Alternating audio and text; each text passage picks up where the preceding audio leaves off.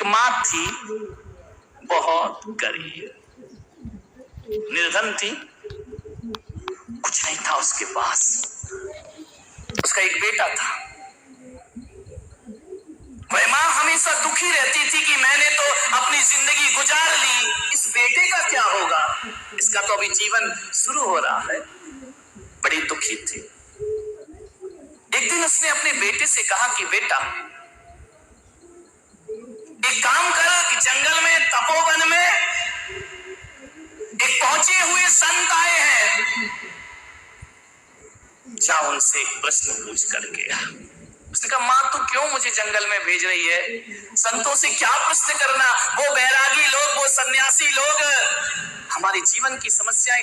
माँ तूने मुझे इतना मजबूत बना दिया है, ऐसे संस्कार तूने मुझे दिए हैं कि मैं अमीरी के कभी ख्वाब नहीं देखा करता। माँ ने कहा बेटा मैं माँ हूं, तू मेरे कहने से एक बार उस संत के पास चला जा। बच्ची ने कहा तू कह रही है माँ तो मैं जाऊंगा, मांगना कुछ मत, मैंने तुझे सिखाया है कि गरीबी के दिन जी लेना, लेकिन किसी के सामने हाथ फैला, मांगना कुछ मत, बस जाना और एक प्रश्न पूछ के आना अपनी माँ का। बच्ची ने कहा माँ बोल क्या प्रश्न पूछना है। बोले जाकर के पूछना कि हे संत जी, हे मनीषी, हे साधु संत, हे महात्मा, एक बात तो बता दो, मेरी माँ ने पूछा है कि हमारे दुख के दिन कभी खत्म होंगे या नहीं होंगे। और कुछ मत पूछना, ये मत पूछना कि दुख का दिन खत्म कैसे करूं। बड़ी स्वाभिमानी माँ रही, भेज दिया उसने संत के पास। बच्चा चला, पूना से ही चला होगा। कहां से चला हूं बोले, पुणे से चला, जहां की खा रहे वहीं की बजाओ।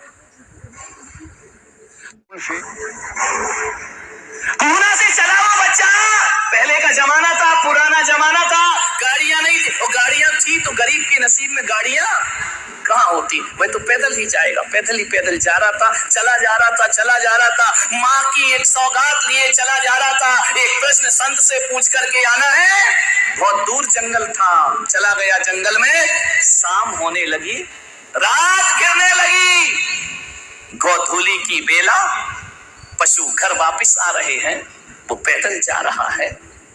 एक सेठानी के घर वो पहुंचा, सेठानी से कहा कि सेठानी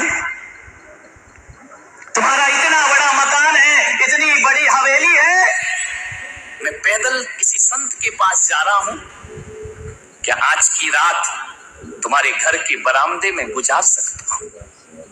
सेठानी बड़ी दयालु थी, धार्मिक प्रवृत्ति की थी। उसने कहा बेटा रात गुजारो, आओ विश्राम करो, रहो यहाँ आराम से। बोले रहना नहीं है, रात गुजारना है। सेठानी ने कहा सो जाओ। उसका रात में विश्राम कराया, सुबह जाने लगा तो सेठानी ने पूछा कि बेटा तुम ये तो बताओ तुम जा कहाँ रहे हो। बोले मैं एक संत के पास जा रहा हूँ और मेरी माँ ने एक प्रश्न पूछा है, उस प्रश्न का उत्तर लेने, बहुत बड़े संत हैं, पहुंचे हुए संत हैं, उसका उत्तर लेने में जा रहा हूँ। सेठानी ने कहा संत के पास जा रहे? बोले हाँ। बोले बेटा तू माँ का प्रश्न लेके जा रहा है, एक प्रश्न मेरा भी पूछे आना। अरे उसने कहा भाई गरीब पूछे तो पूछे, ये अमीर पूछ रही है प्रश्न। बोले एक प्रश्न मेरा भी पूछ लेना। लड़का बड़ा संस्कारी था, उसने कहा कि माँ तेरे घर में मैंने रात बिताई है, जो प्रश्न कहेगी मैं पूछूंगा, जरूर पूछूंगा, प्रश्न ही तो पूछना है। बोले बस पूछ के आ जाना। बोले क्या प्रश्न है? बोले बस जाके संत जी से पूछना, मेरी जो बेटी है वो बोलती नहीं है, जन्म से ही नहीं बोलती है, इतना पूछना, मैं माँ हूं, मेरी चिंता है कि बेटी बोलेगी या नहीं बोलेगी, इसका विवाह होगा या नहीं, तो ही चिंता रहती है माँ बाप को। बोले ठीक है सेठानी, मैं जाके जरूर पूछूंगा। आगे बढ़ा, जैसे ही चलते गया 12-1 बज गए, प्यास लगी बड़ी जोर से, पानी की जरूरत थी उसे। क्या देखता है एक जंगल में एक पेड़ के नीचे कोई महात्मा बैठे हुए हैं। महात्मा से जाकर देखा कि महात्मा के कमंडल में जल भरा हुआ है। उसने महात्मा से कहा कि संत जी 2 अंजलि पानी पिला दो। मुझे बहुत प्यास लगी है। संत हृदय था, बोले लो बच्चे पानी पियो, मैं तुम्हें प्यास बुझाता हूं तुम्हारी। लेकिन एक बात तो बताओ बेटा, तुमको मैंने पहली बार देखा है, तुम जा कहां रहे हो? बोले बहुत पहुंचे हुए महायोगी आए हैं, मेरी माँ ने भेजा है कि जाके उनसे एक प्रश्न पूछ के। अरे उसने कहा एक काम कर बेटा, एक प्रश्न, हाँ ये तो दुनिया में लाइन लगी है, क्या करोगे प्रश्नों की, हर जगह जहां चले जाओ वहीं कोई ना कोई प्रश्न, समस्या सब जगह है जीवन में, चाहे कहीं भी जाओ। उसने कहा बाबा जी तुमको क्या समस्या है? बोले बस मेरा एक प्रश्न पूछ लेना कि 25 साल से साधना कर रहा हूं, मुझे ज्ञान की प्राप्ति क्यों नहीं होती है, जाके पूछ लेना। उसने कहा भाई कितने गम है इस दुनिया में, ग्रस्त को गम हो तो हो, साधु संतों को भी दुख लगा हुआ। आगे बढ़ा, प्यास के बाद अब क्या लगेगी? हाँ सुरेंद्र कुमार जी ऐसा लग रहा है तुम ही जा रहे थे। बोले अब भूख लगेगी। आगे बढ़ा, बढ़ते गया, दोपहर हो गई, 3 बज गए, बड़ी जोरों से उसे भूख लगी। रास्ते में किसान था, हल चला रहा था, उसकी पत्नी कपड़े में बांध करके रोटी और भाजी लेकर के आती है, सब्जी लेकर के आती है अपने पति के लिए। इसे भूख लगी थी, ये टकटकी लगाए देख रहा था। किसान ने कहा क्यों रे, भूखा है क्या? बोले हाँ, ले रोटी खावा। ध्यान रखना क्या जमाना था पहले का कि कोई भूखा होता था तो अपनी थाली का भोजन उसको दे दिया करते थे। संत एकनाथ जी महाराज भोजन करने के लिए बैठे, हाथ पैर का मुख का आचमन किया, ध्यान लगाकर बैठे, भोजन की थाली सामने रखी है, वो भोजन की थाली रख के आंख बंद करके प्रभु का ध्यान कर रहे हैं। आंख खोली तो क्या देखते हैं संत एकनाथ, कुत्ता रोटी लेकर के भाग गया। संत ने आंखें खोली, थाली खाली, रोटी गायब। अरे उन्होंने कहा कहां गई मेरी रोटी, मैं तो परमात्मा का ध्यान कर रहा था और वो कुत्ता रोटी लेकर के। संत एकनाथ उठे, घी की कटोरी लेकर पीछे पीछे पीछे पीछे जा रहे। हे प्रभु रुको, हे नारायण रुको, ठहर जाओ, कुत्ता तेज भाग रहा है। संत पीछे पीछे कटोरी लेकर के भाग रहे, अंत में कुत्ते को पकड़ लिया, रोटी मुंह में है। संत एकनाथ, लोगों ने कहा कैसा संत है, कुत्ते से रोटी छुड़ाने को भाग रहा है पीछे पीछे। गए, जाकर के हाथ जोड़ा उस कुत्ते के, हे नारायण। बोले क्या हुआ? लोगों ने कहा ये कर क्या रहे हैं संत एकनाथ? कहा हे नारायण, हे प्रभु, ये रूखी रोटी क्यों ले जा रहे हो?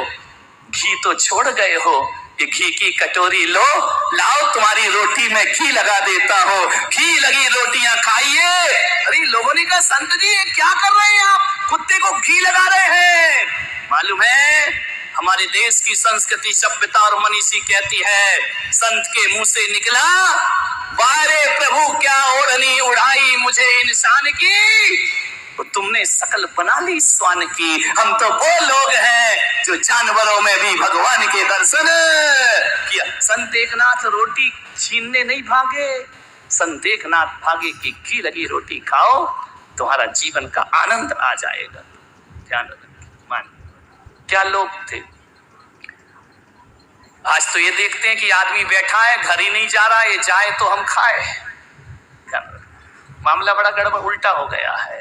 पहले के लोग आवाज लगाते थे आंगन में जाकर कि मेरी आवाज जहां जहां तक जा रही हो, जो भी भूखा इस मोहल्ले में हो, मेरे घर आए, भोजन ग्रहण करे, उसके बाद में भोजन ग्रहण। पहले के वो लोग हुआ करते थे, सोचते थे ना कि कोई आवे तो हम खावे, आज के सोचते ये जावे तो हम खावे। मामला बदल गया। क्या लोग थे पहले के।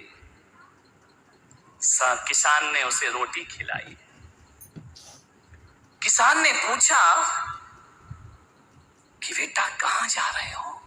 उसने कहा फिर फंसे, रोटी तो खिलाई लेकिन बदले में, बोले मैं एक योगी के पास जा रहा हूं, एक प्रश्न पूछने जा रहा हूं। किसान ने कहा बेटा एक प्रश्न मेरा भी पूछ लेना।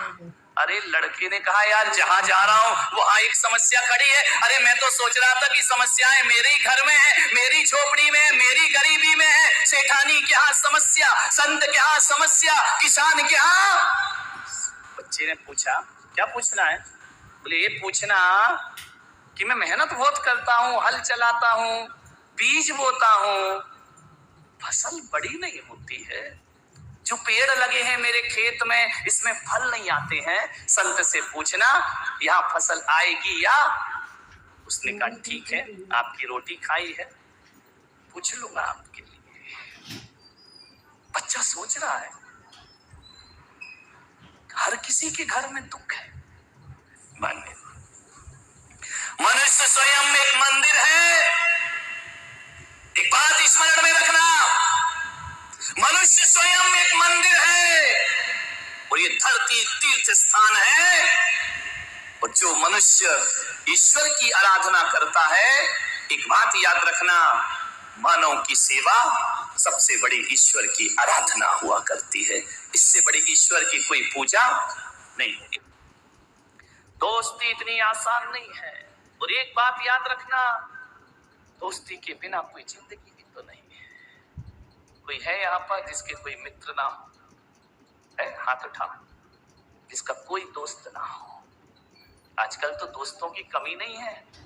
पड़ोसी दोस्त हो या ना हो, फेसबुक से तो हजारों दोस्त बन जाया करते हैं, व्हाट्सएप से हजारों दोस्त बन जाया करते हैं। दोस्तों की कमी नहीं इस दुनिया में। कोई नहीं होगा जिसका, मेरा भी ऐसा नहीं कि मेरे दोस्त नहीं है, बहुत दोस्त है, मित्र तो होते ही है। जिंदगी में यदि दोस्त ना रहे तो जिंदगी क्या बचेगी? कोई काम की नहीं रहेगी जिंदगी का नाम दोस्ती, दोस्ती का नाम जिंदगी। दुनिया में यारो कुछ भी नहीं होता, दुनिया में यारो कुछ भी नहीं रहता, रह जाती है दोस्ती। जिंदगी का नाम दोस्ती, दोस्ती का नाम जिंदगी। दौलत कमाई कुछ न कमाया, शोहरत कमाई कुछ न कमाया, दुनिया में उसने सब कुछ कमाया, जिसने कमाई दोस्ती। जिंदगी का नाम दोस्ती।